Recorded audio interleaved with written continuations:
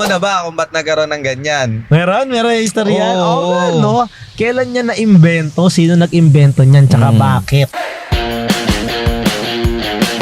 So, pag-usapan muna natin yung history ng 13 birthday at Christmas bonus.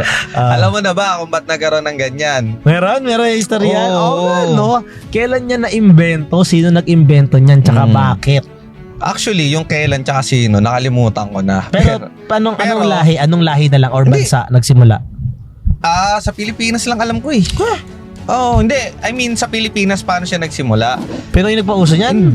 Hindi ko sure. Pero, ano kasi yan, resolution yan, so, na pinasayan sa batas na magkakaroon ng 13-month pay at Christmas bonus yung mga Pilipino para makatulong pangdagdag income sa mga Pilipino. Now, ito yung mga common na tinatanong when it comes to